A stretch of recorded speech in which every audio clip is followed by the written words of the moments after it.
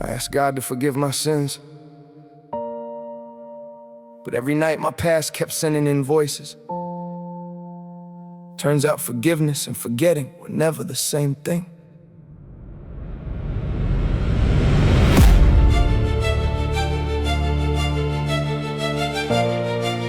I paid for my sins. I paid for my sins. I paid for my sins with nights I couldn't sleep, with people I couldn't keep, with mirrors I couldn't look into without seeing everybody I heard standing behind me. I said, God, I changed, but guilt said, prove it. So I suffered, thought pain was pain, and thought if I hated myself long enough, maybe heaven would believe I was sorry. But tell me, how long does a man have to bleed before remorse becomes a prison? I confessed it, regretted it, changed because of it, but somewhere inside my head, the judge never left the courtroom. I paid for my sins, paid in tears, paid in losses, paid in nights where every memory put me back on trial. I paid for my sins, but guilt kept saying more. So I gave it my peace, my confidence, my future, until I realized repentance asks you to change. Shame asks you to keep suffering, and I had confused the two. I remember who I used to be. Angry, proud, quick to blame, slow to apologize. I could turn my own mistakes into somebody else's fault before they finished explaining what I did. That's ugly, but it's true, and truth doesn't become less true because admitting it makes me uncomfortable. I hurt people, some intentionally, some because I was hurting too. But pain explains behavior, it doesn't automatically excuse it. Being wounded explain why I carried the knife and never gave me permission to cut everybody who came close. That's when accountability hit. Not I hate myself, that's easy, because self-hatred still keeps the attention on you. Real accountability was sitting down with the damage and asking, what can I repair? Who deserves an apology? What pattern has to die? What version of me can never walk into another relationship? Hard questions, no applause, no beat, no audience, just truth. I couldn't change what my hands had done, but I could decide what they do next. So I called people.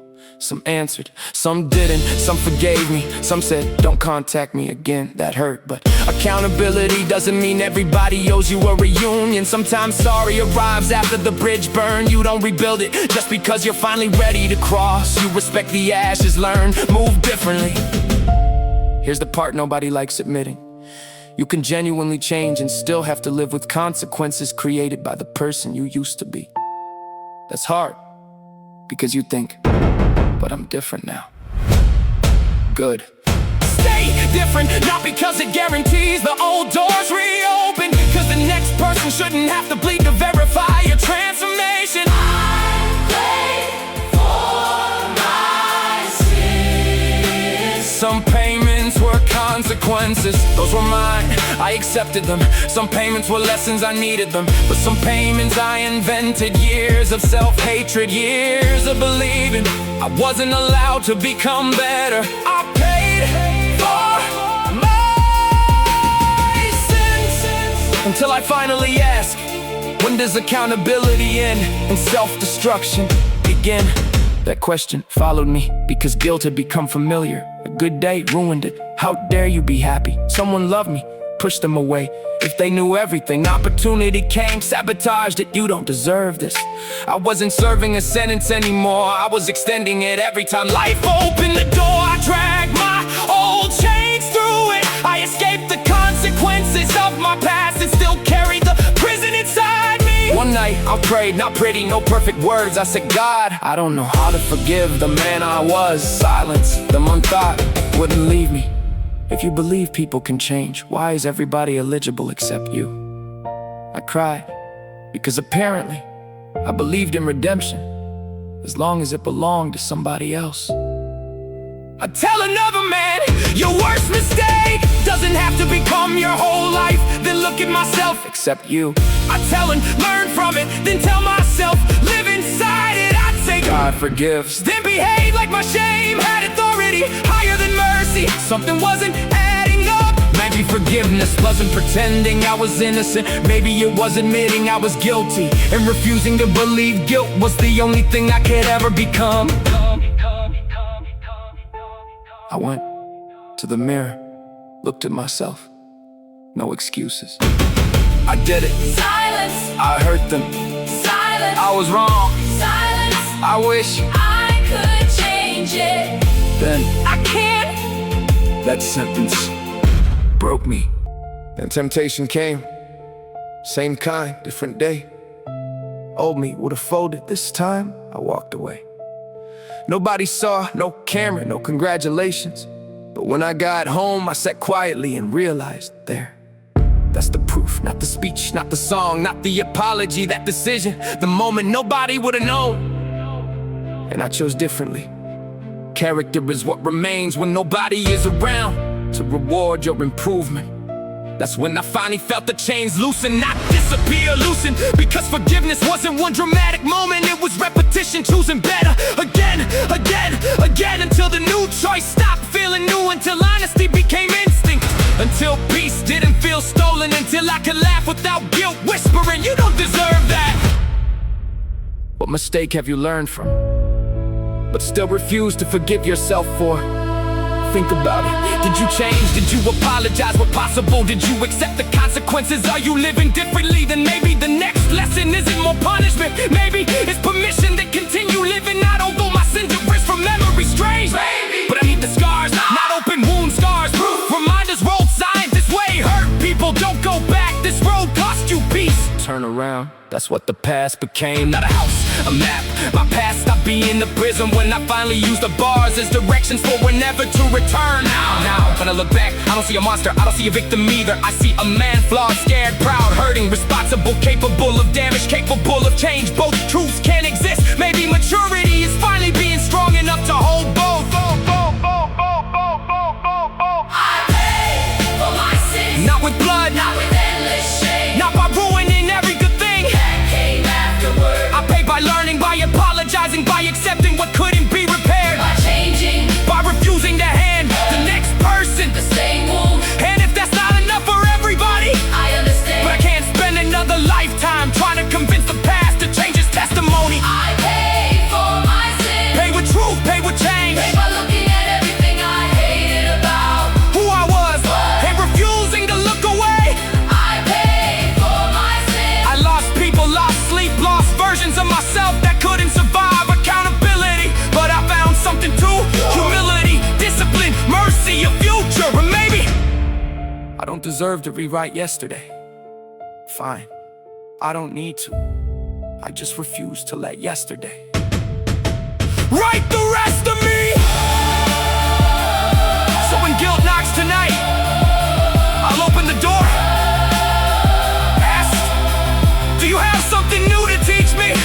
If yes, speak. If not, you can't stay. Because I've already confessed the lesson. I've already changed the pattern. I've already buried the excuse. And I'm done mistaking self-hatred for accountability. Maybe you're listening with something on your conscience, something nobody knows, or something everybody knows. Maybe you hurt someone, maybe you destroyed something good, maybe you made a decision you give anything to undo. I'm not gonna tell you it doesn't matter. It matters. That's why you seal it, but listen carefully. There is a difference between refusing responsibility and refusing redemption. Own it, apologize where appropriate, repair what can be repaired, accept what can't, change the pattern and understand you cannot build a better future while spending every morning digging up the person you used to be. At some point, the lesson has to leave the courtroom and into your life, so live it. Be kinder. Be honest. Keep your word. Walk away from the thing that used to own you. And when nobody is watching. Choose differently or then Again. until one day you look backward. Realize The man who committed the mistake and the man. standing here now share a history, but they no longer share a character. Maybe that's what redemption is. Not pretending you never fell, not demanding everyone forget, not rewriting the evidence, just becoming someone who can finally say, I know what I did. I know what it costs. I know what it cost. Oh, And I made damn sure the lesson cost me enough that I never had to buy it twice. I pay for my sins. Now I'm gonna make the rest of my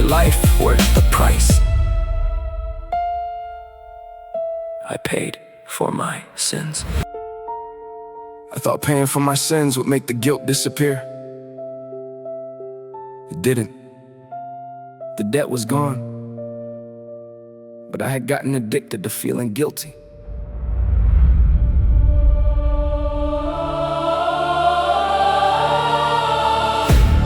I walked out of that church, chains behind me, receipt stamp paid. Should've felt free. Instead, I kept checking my wrists. Funny, there were no chains, but I could still feel the weight. That's when I realized you can leave a prison physically and still keep reporting back mentally. Every good thing that happened, I questioned it. Every blessing, I distrusted it. Every smile, guilt whispered, you've forgotten what you did. I thought remembering required suffering. Thought moving forward was disrespectful to the damage behind me. So even after the door opened, I stood inside it. I paid for my sins, then kept paying because guilt never told me the debt was finished. Paid with joy, paid with love, paid with opportunities I didn't believe I deserved. I paid for my sins, until I finally looked guilt in the face and said, you taught me the lesson. You don't get the rest of my life. First test, something good happened, really good. The kind of thing old me would've prayed for. My first reaction, not gratitude, suspicion. Why me? What if I lose it? What if this is punishment disguised as a blessing? That's when I saw it. I had become so comfortable with consequences that peace felt illegal. When you've punished yourself long enough, happiness can start feeling like something you stole. So I practiced receiving, sounds ridiculous, but I had to learn. Compliment, thank you, no, you don't really know me. Opportunity accepted, no, give it to somebody better. Love, let it arrive, no, you'll leave when you learn my history. That last one was hardest because shame doesn't only tell you you're bad, it tells you being fully known will make you unlovable. No.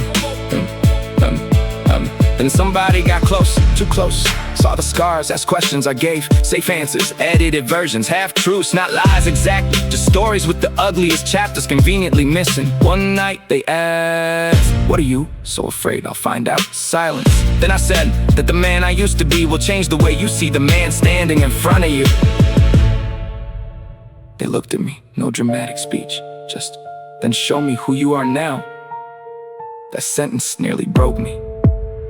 So I told them not everything at once, but truth, mistakes, people hurt, doors closed, things I'm ashamed of. Didn't blame my childhood, didn't blame my anger, didn't blame the world, context, yes, excuses, no. Then waited, worst silence of my life, because confession feels different when somebody has permission to leave afterward. Here's what shame never tells you. Being honest may cost you some people, but hiding guarantees nobody ever gets the chance to love the real you. That's the gamble. Tell the truth and risk rejection, or hide forever and guarantee that every acceptance feels fake. I was tired of being loved for edited versions of myself. Pay for my sins, So I'm done using secrets to charge my self-interest. If my path makes you leave, I won't hate you. but if you stay, you'll be staying for somebody real. I pay for my sins, And I'm finally learning, honesty may expose the scar, but hiding keeps the wound open. They stay, but here's the thing, that blessed the healing I thought it would be. Thought another person accepting me would finally make me accept myself. No, their love could support the work, couldn't do it for me, because eventually they went home. And I still had to sing in front of my mirror. Someone else's forgiveness can open the cell, but you still have to believe you're allowed to walk out. So I went back to that mirror, same place, same face, different question now. Are you innocent? No, I already knew the answer. I asked, Are you still guilty of being that man today? silence, then evidence. Do I still lie like that? No. Manipulate? No. Run from accountability? No. Use pain as permission to hurt people? No. Then why was I sentencing today's man for yesterday's behavior? Important distinction, consequences accepting, memory keep it lesson, carry it identity that can change. Because if people can never become more than their worst decision, then what's the point of repentance? What's the point of growth? What's the point of rehabilitation? Change has to mean something, otherwise we aren't teaching accountability, we're teaching hopelessness.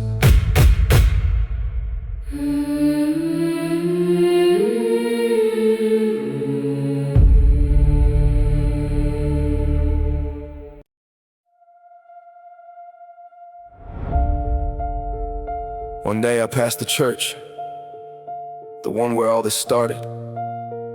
Didn't plan to stop, but I did.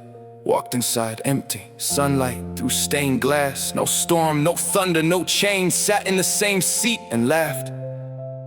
Because last time I was there, I thought God wanted me punished. Now, I wondered whether I'd spent years punishing myself for something. Mercy was trying to teach me through. Mercy doesn't erase accountability. It gives accountability, somewhere hopeful to lead. I prayed again, different prayer. Thank you for not letting my worst season become my final identity. Then help me remember without becoming trapped in remembering. Then help me use what I learned to protect people from who I used to be. That's when peace arrived, not fireworks, quiet, warm enough. Are you still punishing yourself for something you've already taken responsibility for and changed? Because if you are, Ask yourself, is the guilt teaching anything new? Or is it just repeating the same sentence? There's a difference. One produces change, the other produces paralysis. I walked toward the church door, sunlight outside. Reached into my pocket, receipt still there for a second. I thought about leaving it on the altar, didn't took it with me. Why? Because redemption doesn't require pretending the debt never existed. That paper was history. History belongs in the archive, not around your neck. I paid for my sins. Then learn something harder, how to live after payment, how to receive joy, how to accept love, how to succeed without sabotage, How to remember, without reliving, how to be honest without defining myself by confession, how to be heard. without becoming harmful, how to carry scars without reopening them to prove they exist. That's the next chapter. I paid for my sins. Now I'm done paying interest to shame. Keep the scars, keep the lessons, keep the names of every road I won't walk again. But Take the chance. take the courtroom, take the voice that tells me a changed man still deserves a ruined future. I paid for my sins. I can't undo what happened, I can do something better. Make sure the man I become is worth everything the lesson costs. So no, I don't need to forget my past, I need to stop giving my future.